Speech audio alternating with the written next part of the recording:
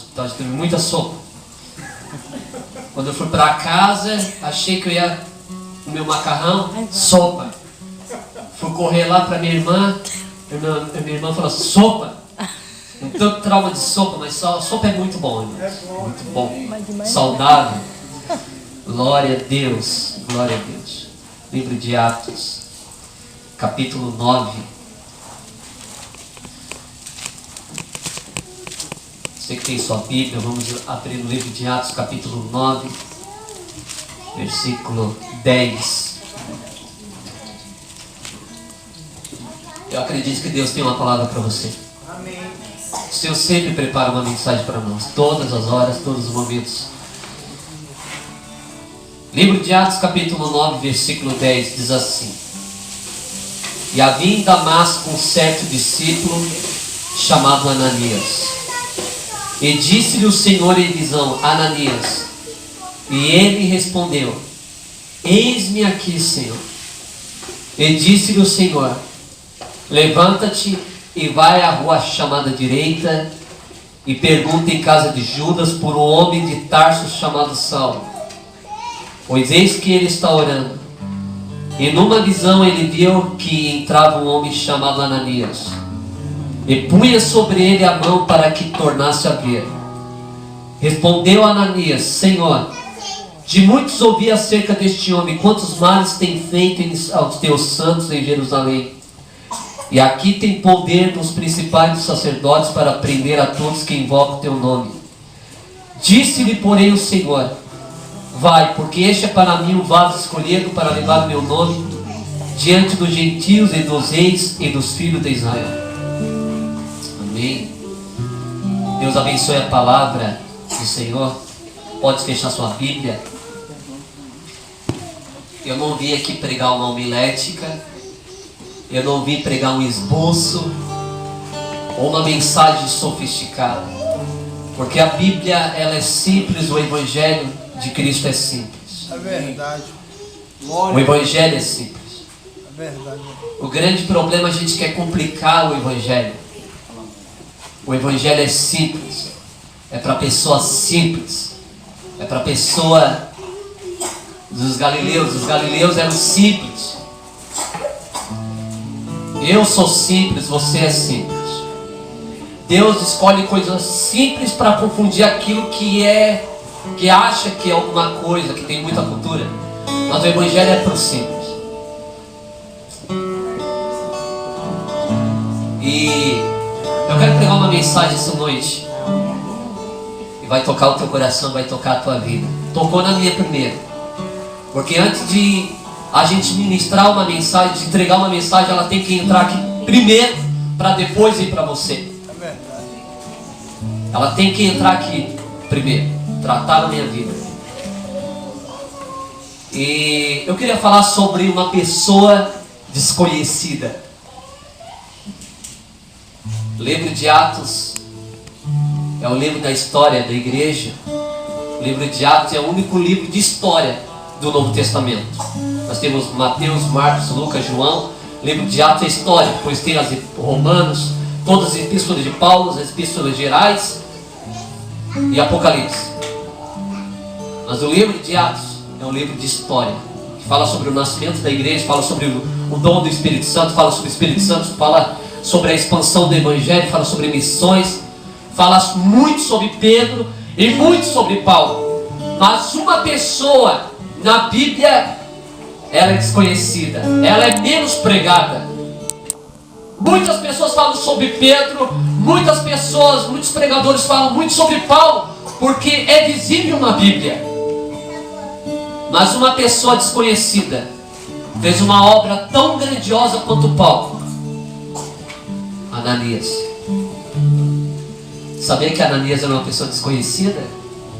Diante do povo, diante da sociedade.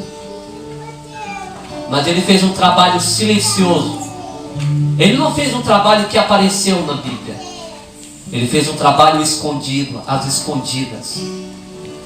Mas eu vou te dizer a razão pela qual o trabalho de Ananias foi tão precioso quanto o ministério do apóstolo Paulo. Todo mundo fala sobre Paulo, da conversão de Paulo, quando Deus levantou ele para ser um dos maiores apóstolos.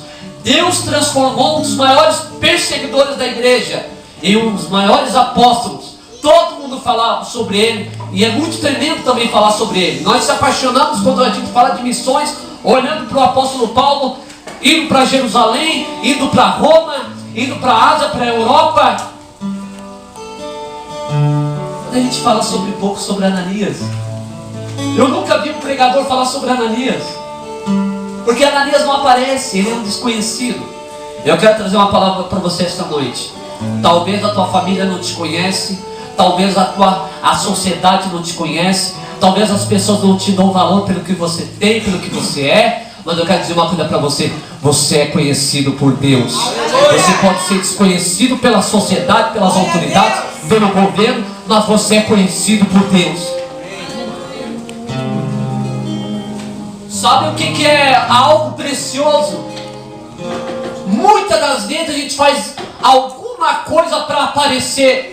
Eu quero que o meu nome apareça na mídia, eu quero que o meu nome apareça na sociedade, diante do governo, diante dos políticos. Mas será que meu nome é conhecido diante de Cristo? E Ananias, eu vou falar sobre 4 razões de Ananias, de um desconhecido. O que ele fez para ser um homem extraordinário? A primeira coisa é que Ananias foi um homem capaz de ouvir positivamente a Deus. Ananias, quando ouviu a voz do Senhor, disse: Ananias, levanta-te. Ele ouviu positivamente a Deus. Ele respondeu ao chamado de Deus. Quando Deus dá um chamado para nós, nós temos que responder positivamente. Aleluia. 2 homens da Bíblia, tanto o patriarca como o profeta da Bíblia, tiveram uma resposta diante de Deus. Primeiro, Abraão, patriarca: sai da tua terra, da tua parentela e vai para uma terra que eu te mostrarei. Lá em Gênesis capítulo 12, ele pegou e obedeceu a voz de Deus. Deixou a sua parentela, deixou a sua terra para ouvir a voz de Deus. O outro profeta ouviu a voz de Deus, como Abraão. O profeta Jonas, ele ouviu a voz de Deus. Ele conhecia a voz de Deus. O que ele fez? Ele saiu da direção de Deus. Ele respondeu negativamente a Deus. Tu vê, para um homem, Abraão, e para o Jonas, como os dois ouviram a voz de Deus. Um respondeu positivamente a Deus e o outro negativamente. Sabe o que aconteceu com Jonas? Jonas desceu 4 vezes. A primeira descida, quando ele desceu e pagou a passagem para Tarsis, ele desceu. Ele desceu a segunda vez quando ele entrou dentro do navio. A terceira vez, quando ele foi lá no quarto para dormir, como se nada tivesse acontecido. E a 4ª vez, quando Deus mandou uma tempestade. Deus mandou a tempestade, não foi o diabo, foi Deus. Existem 3 tipos de tempestades na nossa vida. Você quer saber?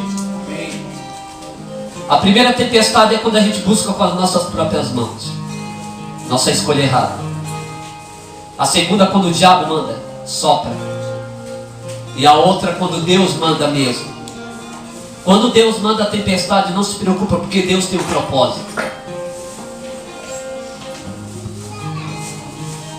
E Ananias, ele respondeu positivamente a Deus. Ele disse: eis-me aqui, Senhor. Quando Deus te dá um chamado para fazer alguma coisa para Ele, diz: eis-me aqui, Senhor. Amém. Faça-se a tua vontade e não a minha. Glória a Deus. Que a tua vontade seja feita, mesmo que a minha carne, mesmo que o meu ego não queira, mas eu estou aqui para obedecer. Aleluia. A tua voz. Glória a Deus. Porque a nossa carne, o nosso ego não quer fazer a vontade de Deus. A nossa carne não quer falar língua estranha. A nossa carne não quer entregar profecia. A nossa carne não quer andar no Espírito. Mas Nós temos que lutar contra ela. O apóstolo Aleluia. Paulo disse que a carne e o espírito se opõem um ao outro. É verdade, Deus. O apóstolo Paulo falou em Romanos 7, 24: miserável homem que sou, quem me livrará do corpo desta morte?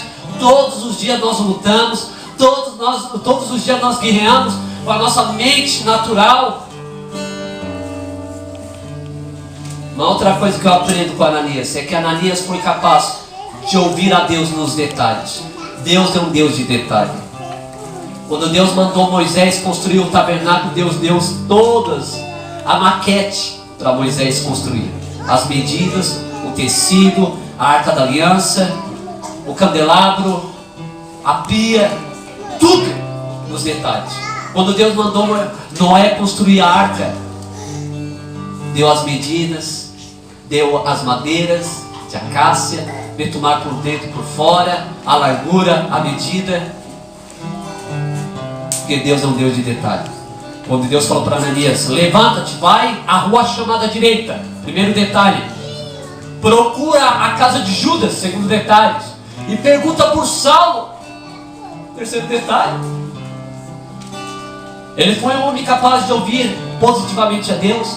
Ele foi um homem capaz de ouvir os detalhes de Deus. Muitas das vezes nós erramos porque a gente não busca a direção de Deus. A direção de Deus nós encontramos aqui, na oração e aqui. Deus, aleluia. Eu quero dizer uma coisa para você. Oh, papai. Você pode errar um dia, porque nós falhamos. Eu erro. Mas se você procurar a direção de Deus aqui, você nunca errará. Porque isso aqui é perfeito. A direção que está aqui é perfeita. Conhecereis a verdade, a verdade vos libertará. Santifico na verdade, e a verdade vos santificará. A verdade dá direção, a palavra dá direção. Ananias ouviu os detalhes de Deus. E ele pegou e foi. Ele até perguntou para Deus: Deus, eu conheço esse homem. De muitos ouvi acerca deste homem. Quantos males tem feito em Jerusalém? Arrastado os crentes, matado os cristãos. Ele vai me prender. Ele até questionou Deus, mas ele respondeu positivamente a Deus. Ele foi. Uma outra coisa que eu aprendo com Ananias: ele era um desconhecido, ninguém prega sobre ele. Eu quero dizer uma coisa para você. Uma coisa profética. Nunca faça nada para aparecer.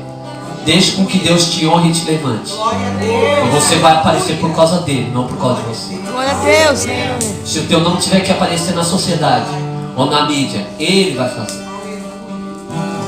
Ele vai te honrar. A Bíblia diz: humilhai-vos sobre a potente mão de Deus, e ele vos exaltará. Aquele que se humilha é exaltado. É, Rei da Glória. Aquele que anda na simplicidade, na palavra. Uma das coisas que eu sempre me preocupei é de nunca deixar o meu coração inchar. Porque a sabedoria incha, o amor edifica, diz a Bíblia. Aleluia. Eu sempre me preocupei com isso.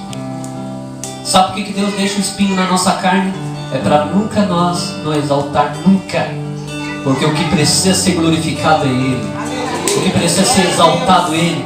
Quando Deus me dá oportunidade para ministrar em certos lugares, eu sempre digo uma coisa: eu estou aqui para glorificar a Deus. Eu estou aqui para honrar a Deus. Aleluia. Aleluia. Deus é fiel. Quando a gente rende, a glória é Ele. Deus faz você aparecer, porque a glória é dele. O louvor é dele. Tem um hino sertanejo que a glória é dele, o louvor é dele, tudo é para ele. Se você não quiser aceitar, vai ter conta com ele. É verdade. Mas tem muita gente que canta o hino assim, com orgulho, com soberba. Mas o hino é uma verdade. Uma outra coisa que eu aprendo com Ananias: que ele foi um homem capaz de acreditar na conversão de alguém. Ananias teve que acreditar na conversão de alguém. Ele até questionou Deus: e agora, esse homem? Vai, porque este é para mim um vaso escolhido. Ele matou, ele perseguiu os crentes, mas eu vou fazer dele um vaso. Eu vou fazer dele uma bênção. Você olha para sua casa, tem um drogado lá, ou tem um alcoólatra, ou tem alguém que você olha que talvez aos teus olhos nunca vai se converter, mas a glória dele, ele tem poder para mudar. Você tem que acreditar na conversão dos teus parentes, dos teus amigos. Tem pessoas que não acreditam, mas eu acredito no poder de Deus, pois a Bíblia fala em Romanos 1,16 que o Evangelho é o poder de Deus para a salvação de todo aquele que crê. Eu não tenho poder de mudar alguém, mas Ele tem. Aleluia. Mas eu tenho que crer que Ele pode fazer uma mudança na vida de alguém. Glória a Deus. E Ananias fez isso. Ele creu na conversão de alguém. Ele teve fé. Ele teve muita coragem, muito peito de ir lá e botar a mão sobre Saulo. Olha, eu vim aqui porque Deus me mandou orar por ti, porque Deus tem um plano contigo. Tu sabe, irmãos, uma coisa que acontece conosco que é natural. Quando nós vimos alguém se converter, nós pensamos, não, mas será que realmente se converteu? Vou dizer por quê. Se olhar em Atos, quando Saulo se converteu, foi transformado, ele foi para a Arábia, ficou 14 anos. E depois voltou e começou a pregar o evangelho na sinagoga. Diz a Bíblia que os discípulos ficaram com o pé atrás. Será que esse homem aí se converteu mesmo? Está falando mesmo Cristo? Até então ele estava perseguindo os cristãos e agora está pregando na sinagoga. Há uma confusão entre os judeus. Será que realmente se converteu? Depois levou um tempo até os discípulos aceitar Saulo como um discípulo de Cristo. E às vezes acontece com nós. Deus nos surpreende. Deus é fiel. Deus ainda continua transformando o drogado. Deus continua transformando o alcoólatra. Deus continua transformando prostituta. Deus pega um desprezível e faz dele uma bênção, aleluia. A sociedade não tem poder para fazer isso, mas Deus tem poder. O Evangelho é o poder de Deus. O Evangelho transforma. A palavra de Deus transforma. Deus tem poder para transformar. Uma outra coisa que eu aprendo com Ananias é que ele foi capaz de orar por seu irmão, por seu escolhido. Nós temos que aprender com Ananias. Temos que orar pelo irmão, orar por outro irmão. Outro é meu irmão em Cristo. Às vezes o irmão olha para mim, o irmão Valdemar é muito sério. Agora eu já fui em algum lugar, o irmão Valdemar é muito sério, tal, quieto. Cada um tem um temperamento diferente. Tem uns que falam bastante, outros falam demais, outros não falam nada. Mas sabe o que une eu e você? É Cristo. Quando Cristo morreu na cruz, irmão, Ele pegou o judeu e o gentil formou um só. Deus pega um árabe, judeu, um só. Deus pega o italiano, Deus pega o melancólico, colérico, sanguíneo e forma um só em Cristo Jesus. Então, se você olha para mim e acha, não, o irmão é quietão, o irmão não gosta de conversar com ninguém. Mas o que nos torna um é Jesus. Nós somos um. Nós somos um. Ananias fez um trabalho tão tremendo quanto o apóstolo Paulo. Já falei muito sobre Saulo, Paulo, mas pouco sobre ele. Um dia quando eu estava no meu quarto lendo a palavra, eu e Deus, só eu e Jesus, e Deus começa a falar comigo, Ananias, fala sobre Ananias, o servo desconhecido, mas para mim ele é conhecido. Se você olhar nos capítulos depois, 10, não fala mais sobre Ananias. Ananias e Safira. Mais para frente fala sobre Ananias, mas não é o Ananias, o discípulo que foi lá, que morava em Damasco, foi lá e orar por Saulo. A história dele não fala mais nada. A tradição religiosa diz que Ananias foi um pastor da igreja de Jerusalém e foi Marte. A Bíblia não relata isso, mas a tradição fala. Mas não fala mais nada da vida dele. Sabe por quê? Porque sabe o que Deus quer que nós? é que a gente não se torne conhecido nos homens, se torne conhecido diante de Deus.